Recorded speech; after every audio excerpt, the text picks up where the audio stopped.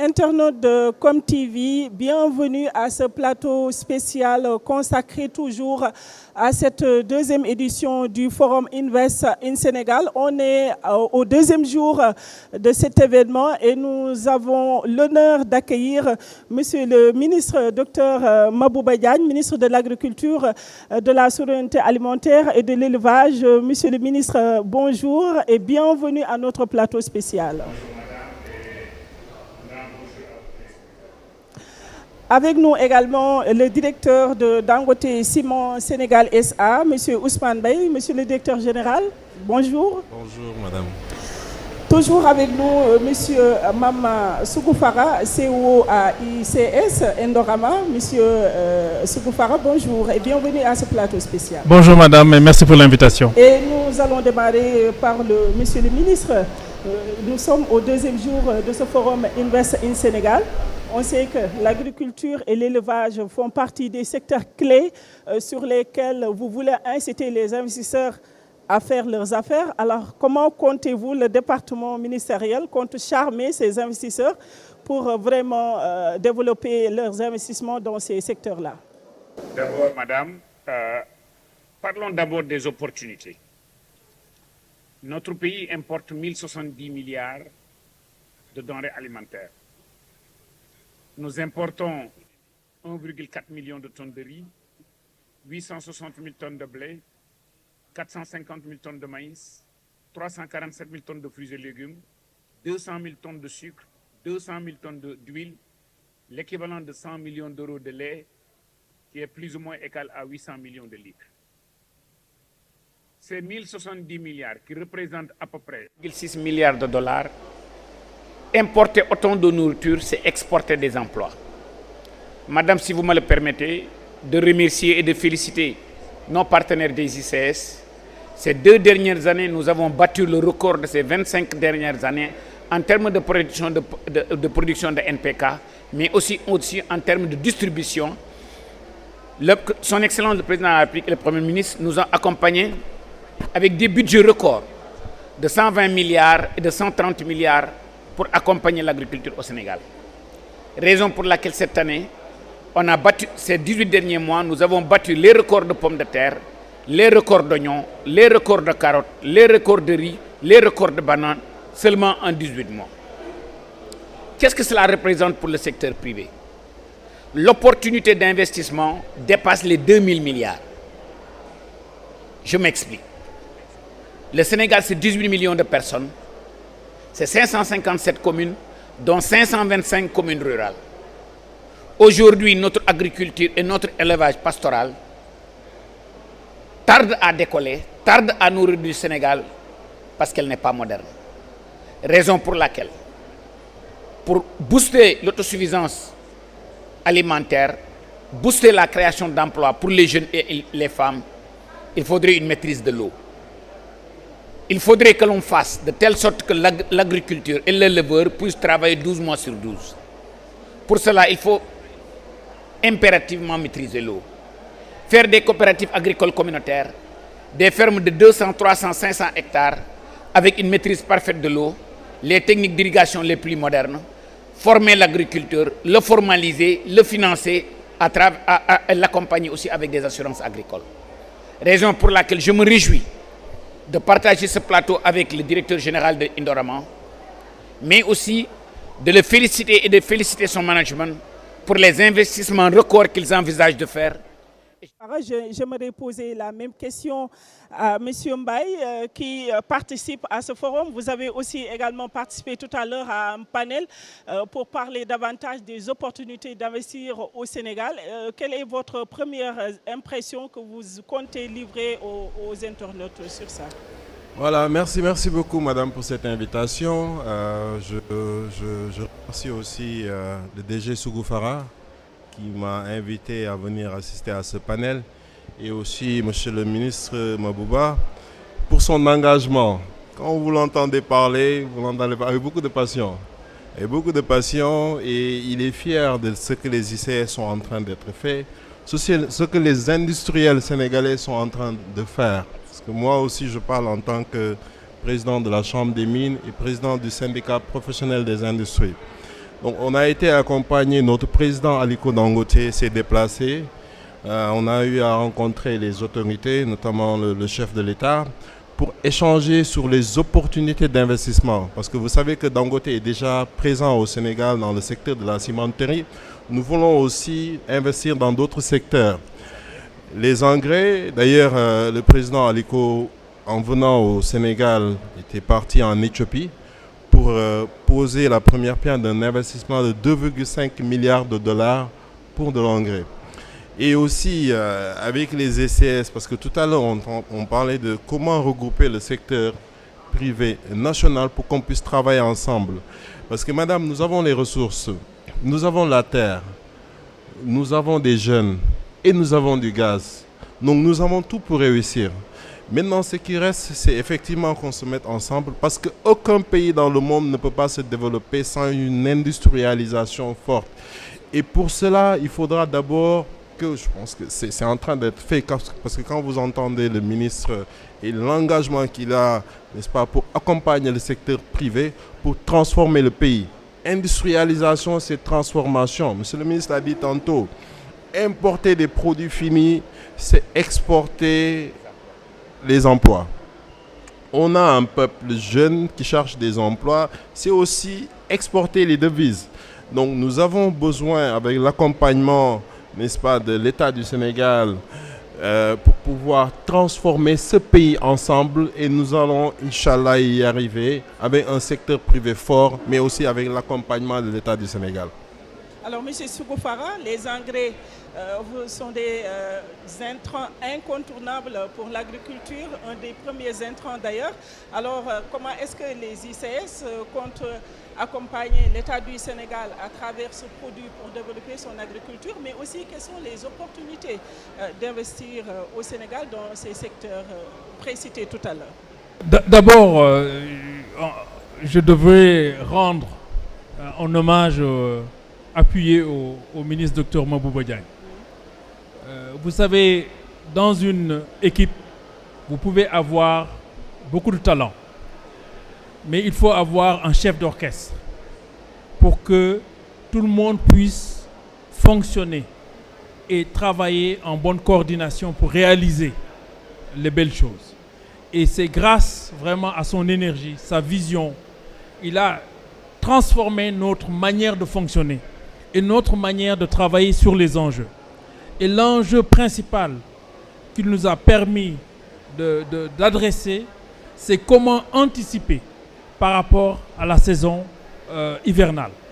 Et donc, non seulement le gouvernement, à travers les fonds de 130 milliards qui ont été alloués très tôt, mais il y a eu également, au niveau du ministère de l'Agriculture, de la Souveraineté alimentaire et de l'élevage, une coordination de l'ensemble des acteurs pour faire une stratégie qui permette de fournir tous les intrants nécessaires pour l'agriculture sénégalaise.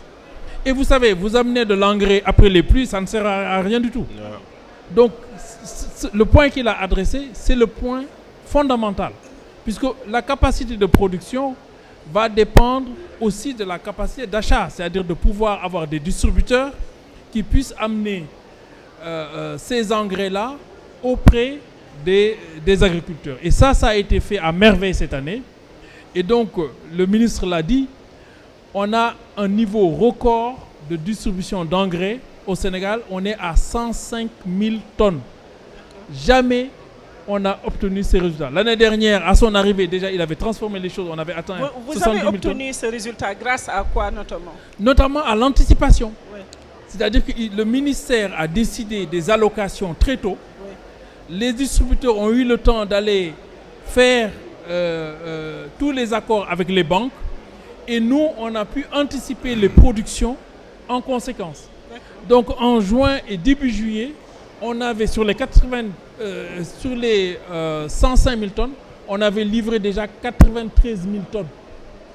C'est-à-dire 80% de la production était déjà disponible avant même une goutte de pluie sur le sol sénégalais. C'est seulement les MPK. Voilà. Oui. La variété MPK. Voilà. Et le ministre a fait tout un programme également pour l'urée et pour la mise à disposition de l'urée pour les agriculteurs sénégalais. Donc aujourd'hui, Je pense que ces résultats-là sont le fruit d'une coordination et d'une vision et d'un pressing, si j'ose dire, sur l'ensemble des acteurs. Il met beaucoup de pression. Hein? Voilà. Le ministre. Avec lui, on ne dort pas. On a le téléphone toujours allumé. Et c'est une bonne chose parce qu'on est dans un pays qui a besoin de transformation. Ouais. Et donc, chaque acteur, comme l'a dit également M. Mbaye, on doit former une coalition autour du gouvernement et autour des enjeux du pays pour réussir ces transformations. Monsieur le ministre, il n'y a pas que la production. Vous avez parlé de production record sur beaucoup de filières, mais après la production, il faut penser au stockage, il faut penser à la commercialisation, mais aussi à la transformation pour développer l'industrie. Et justement, pour coller au thème, est-ce que vous, au niveau des départements ministériels, vous connectez les opportunités justement pour bâtir le Sénégal? D'abord, permettez-moi au directeur général le soin de les annoncer. Très important.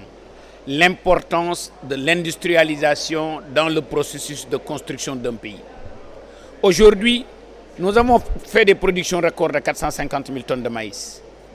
Mais aujourd'hui, il y a SAF ingrédients qui va en démarrer, qui peut pratiquement nous prendre les 50 000 tonnes. Aujourd'hui, si vous prenez les 20% de perte post-récolte, si des industries locales comme SAF ingrédients pourraient le prendre, nous devons maintenant penser en termes d'exportation. À travers cette année, le modus operandi qu'on a fait a montré que les agriculteurs et les petits producteurs sénégalais savent faire de l'oignon, savent faire des pommes de terre. Maintenant, si en travers nos partenariats avec le ministère du Commerce et de l'Industrie, en s'appuyant sur un secteur privé fort, nous industrialisons ce pays. Qu'est-ce que cela veut dire? Cela veut dire que nous allons produire, nous allons stocker, nous allons transformer et maintenant la consommation, elle va dépasser seulement les besoins nationaux. Parce qu'aujourd'hui, on est sur un marché de 300 millions d'habitants dans la CEDEAO. Mais je dirais même avec la ZLECAf, on est sur un marché de 1,2 milliard de personnes.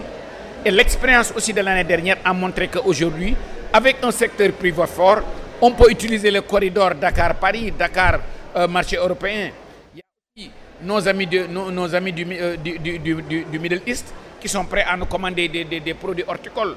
On est à 4 heures, 5 heures de temps du marché américain avec le trade d'Agawa. Il y a plein de choses que l'on peut faire.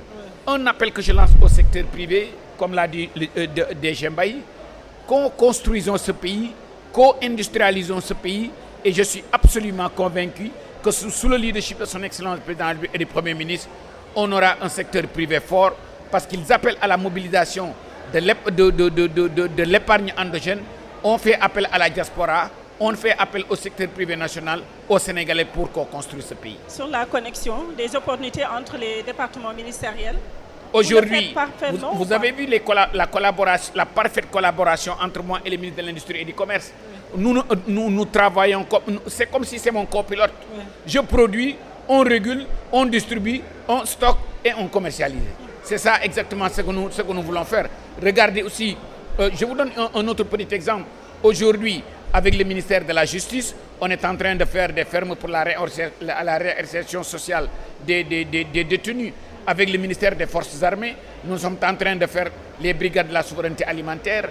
Avec le ministère de la Justice, on est en train de faire la brigade des volontaires. Avec le ministère des Télécoms, on est en train de parler d'AgTech, on est en train de parler de digitalisation. Pour vous dire que c'est toute la batterie de la solidarité gouvernementale qui est en train de marcher, y compris maintenant le partenariat avec le secteur privé à travers les partenariats publics-privés. Justement, je m'en vais avec monsieur Mbaye. Alors, en tant que DG de Dangote, est-ce que vous avez pensé à mettre en place des stratégies pour faire émerger les champions nationaux, surtout dans la chaîne de valeur minière et industrielle au Sénégal? Voilà, merci beaucoup. Je vais plutôt parler en tant que président de la Chambre des mines. D'accord. En tant que président de la Chambre des mines, qui est l'association qui regroupe les sociétés minières. D'ailleurs, les ICS en font partie et M. Sougou Farah est vice-président de la Chambre. Donc, effectivement, nous discutons tous les jours de ces stratégies en partenariat avec le ministère des Mines, du Pétrole et de l'Énergie. Je profite de cette occasion aussi pour remercier M. Birame Souleye, qui est un partenaire des miniers, qui, depuis qu'il est arrivé à ce poste, nous associe à tout ce que le ministère fait. En même temps avec que récemment les journées portes ouvertes dans le qui secteur est une minier. innovation, qui Ouais. est une innovation. C'est-à-dire que le ministère des Mines est à l'écoute des miniers. Et effectivement, nous avons ensemble participé avec le ministère aux journées des portes ouvertes qui a permis de communiquer. Sur l'impact du secteur minier. Je peux vous donner des chiffres très concrets. 4,7% du PIB, c'est la contribution du secteur minier au PIB du Sénégal. Donc ça, et on le dit souvent, il n'y a pas plus transparent que le secteur minier. Parce que le secteur minier, à travers l'ITIE, l'initiative... Mais souvent, vous n'êtes pas conforme par rapport au texte législatif. Ça, non, mais attention. il faut le reconnaître Non, mais aussi. attention, madame. Pour ce point-là, Oui. je pense que le ministre a été très clair. Oui. Je vous le dis, le Sénégal, on peut parler de société minière. Je donne des chiffres. Cette contribution-là, 95% de cette contribution, c'est 7 sociétés minières. 7 sociétés minières. Les 7 sociétés minières, vous allez retrouver les 3 cimentiers, vous allez retrouver les ICS, vous allez retrouver GCO et les 2 qui sont dans l'or, Sabodola et PMC. Les autres, ils sont en exploration ou en phase d'investissement.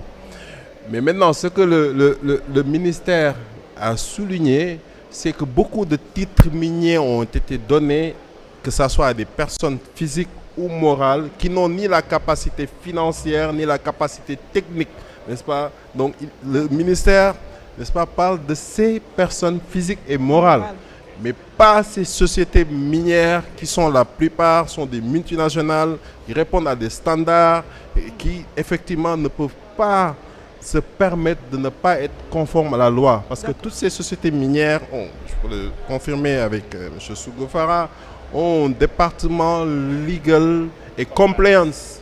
C'est obligatoire. Donc nous, on ne peut pas se permettre, n'est-ce pas? Maintenant, il peut y avoir certains manquements. Je ne dis pas que tout le monde est clean. Et le ministère nous a accompagnés, n'est-ce pas, à être conformes sur certains points. Donc c'est un point quand même assez important pour ne pas créer la confusion, oui. pour ne pas qu'on pense que Mais les sociétés comme vous êtes minières là ne sont en tant pas que conformes. président, donc on peut parler au nom de... Oui, je suis le président de la Chambre des mines, donc je parle au nom de tous les miniers. D'accord.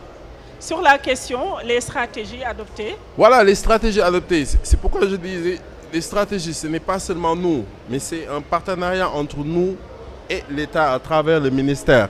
Non, nous sommes en continuelle discussion, n'est-ce pas, avec le ministère. Je peux donner des exemples très concrets quand on parle du secteur minier. La stratégie, et je pense que le secteur le plus abouti dans le secteur minier, ce sont les cimenteries où du début jusqu'à la fin de la chaîne, tout se passe au Sénégal, que ce soit de l'extraction, n'est-ce pas, des matières premières à la transformation jusqu'à la commercialisation. Et il y a assez de capacité au Sénégal que même le ciment est exporté dans les autres pays.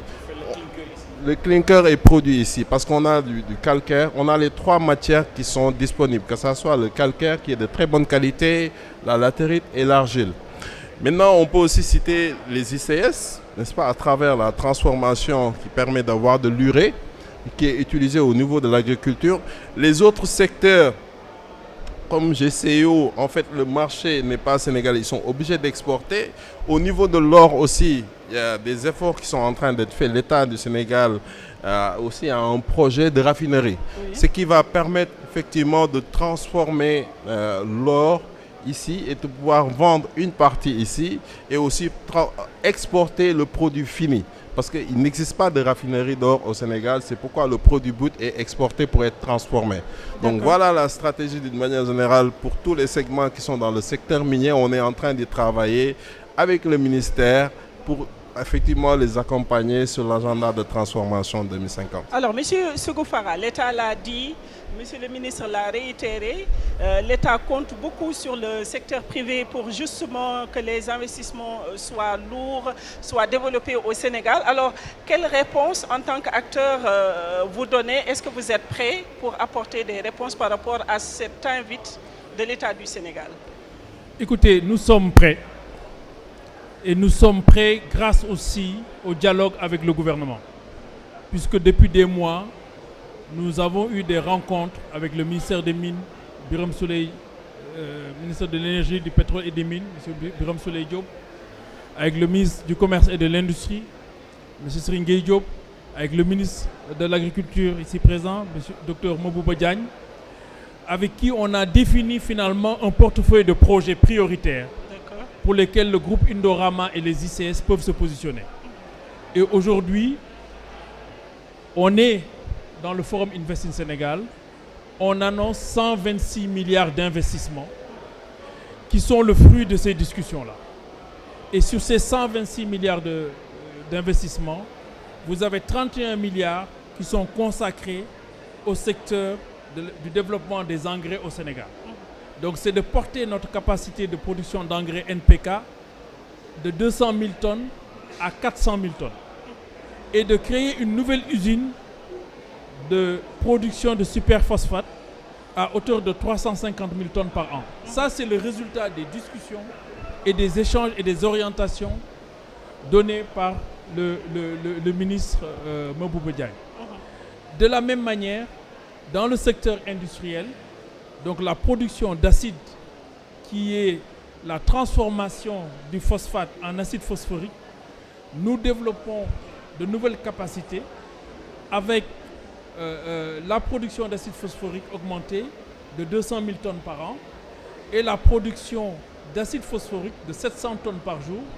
Et ça, c'est 60 milliards d'investissements. Donc, vous avez 30 milliards, 60 milliards, et il reste un autre paquet d'une trentaine de milliards qui est consacré à la production minière. Donc, la production de roches de phosphate et aussi l'amélioration de la qualité de phosphate, puisque les ICS sont sur les mines de Tobène, dans la région de Thiès, et c'est des mines qui sont assez défavorables, parce qu'il y a beaucoup de silex, donc de la roche qui est mélangée avec le phosphate, qu'il faut séparer, ça coûte très très cher, et en même temps, il y a des impuretés, et donc il y a des processus très compliqués, qu'on appelle la flottation, et pour lesquels aujourd'hui, 30 milliards seront consacrés à cette augmentation de capacité et ce développement des processus. Donc aujourd'hui, c'est 126 milliards d'investissements qui sont annoncés aujourd'hui. Et grâce à la vision qu'a développée le gouvernement, nous regardons avec le ministère, les trois ministères, comment investir dans la production d'urée au Sénégal. Puisque le Sénégal a maintenant du gaz, donc comment avec d'autres acteurs, et nous ne sommes pas les seuls, le groupe Dangote a aussi des projets similaires, et je pense que les volumes disponibles de gaz font que plusieurs acteurs peuvent se mettre ensemble ou séparément, mais peuvent travailler en coordination avec le gouvernement pour répondre aux enjeux de l'agriculture sénégalaise, de l'agriculture de l'Afrique de l'Ouest, et positionner le Sénégal comme le seul pays qui a la capacité à produire de l'engrais phosphaté et de l'engrais azoté avec l'urée. D'accord. Il n'y a pas d'autres pays qui peuvent le faire. Le Maroc ne le fait pas puisque le Maroc n'a pas de gaz et le Nigeria ne peut pas le faire parce que le Nigeria n'a pas de phosphate. Donc on a une position fondamentale à prendre. Il faut être un front-runner et je pense qu'avec l'engagement de tout le gouvernement aux côtés du secteur privé et notamment le secteur privé national qui doit faire partie de ces PPP pour qu'on puisse développer ces projets et répondre aux enjeux de l'agriculture. Monsieur le ministre, je vous vois noter quelque part. Est-ce que vous voulez ajouter un complément avant d'en venir à la dernière question par rapport à ce qu'a dit le DG? D'abord, féliciter le management de Indorama, accompagner notre gouvernement avec un investissement de 126 milliards, doubler les productions de NPK, c'est vraiment s'aligner sur les ambitions de son Excellence, le Président de la République et du Premier ministre. Le per capita de l'engrais, que ce soit du NPK, que ce soit du DAP, que ce soit du l'urée, des Africains est le plus faible au monde. Et il y a une corrélation, je dirais même de 100% entre les quantités de fertilisants que vous utilisez, que ce soit du cholage, du phosphatage, de l'amendement organique ou des engrais chimiques, que ce soit engrais phosphatique ou engrais azotée, avoir un secteur privé avec l'ambition de nous accompagner avec un budget record de 126 milliards, nous disons merci. Avoir aussi une chambre des mines à l'image de ce que nous voyons au Sénégal, dirigée par un leadership jeune, avec un ministre au passage que je félicite pour cette ouverture, pour ce dialogue constant avec les miniers, c'est exactement ce que nous devons faire. En tout cas, nous vous disons un grand merci. Et une dernière question, Monsieur le ministre, c'est par rapport au programme AgriConnect que vous êtes en train de développer. Est-ce qu'il est prévu d'apporter des innovations pour la campagne agricole? Absolument. Madame, si vous me permettez, ce n'est pas seulement AgriConnect, il y a AAAP, il y a la digitalisation, il y a les AgTech. AgriConnect, c'est plus la partie syndication, consolidation, groupage des ressources et groupage et pour un meilleur ciblage. En tout cas, pour l'année prochaine, vous avez vu l'innovation, la digitalisation qu'on a lancée. On a fait le pilote sur Nioro et Tivaouane. Au début, on avait dit qu'on allait faire, l'objectif c'était 10 000 producteurs. On a fini par en faire 55 000. Et aujourd'hui, avec la campagne horticole qui va venir, nous allons essayer d'embarquer. Nous avons, à travers le forum de l'horticulture, nous allons vers un contrat programme pour la pomme de terre et pour les oignons et retravailler avec nos partenaires d'Indorama pour booster l'accompagnement des paysans en intrants. Et je demeure absolument convaincu qu'avec toute la digitalisation, toute la batterie de digitalisation qu'on est en train de faire, Inch'Allah, les récoltes seront au rendez-vous. Merci, Monsieur le ministre. Votre dernier mot, Monsieur Mbaye, on est presque au terme de ce plateau spécial. Voilà. Mon dernier mot, c'est très simple. Produisons ce que nous consommons, consommons ce que nous produisons. Changeons nos habitudes alimentaires. Merci beaucoup. Monsieur Sougoufara, votre dernier mot? Le pays d'abord. Oui. Et les enjeux du pays sont apportés par tous les enfants du Sénégal. Et nous sommes là, pas tout seuls, puisqu'il y a des investisseurs nationaux qui s'associent avec des investisseurs internationaux pour transformer le pays. Donc c'est un moment important et je pense que ce Forum Invest in Sénégal va marquer un tournant important et qui montre, comme on le voit sur ce plateau, une coalition publique-privée qui peut soulever des montagnes. En tout cas, merci. C'était un plaisir de vous accueillir à ce plateau spécial de Com TV, ex-Traite TV. Alors, c'était donc nos invités, M. Mama Sougoufara, DG de Indorama ICS, M. Ousmane Baye, DG Dangote, et M. le ministre Dr Mabouba Diagne. On a été ensemble à la journée de l'élevage de Kaolack et vous nous avez aussi accordé cet entretien. On vous dit merci infiniment et à la prochaine. Le dernier mot, c'est bravo à la PIX pour l'excellent travail. Absolument, Ouais. absolument, Ouais. absolument. Extraordinaire. Au DG et à Absolument. Merci beaucoup et au revoir.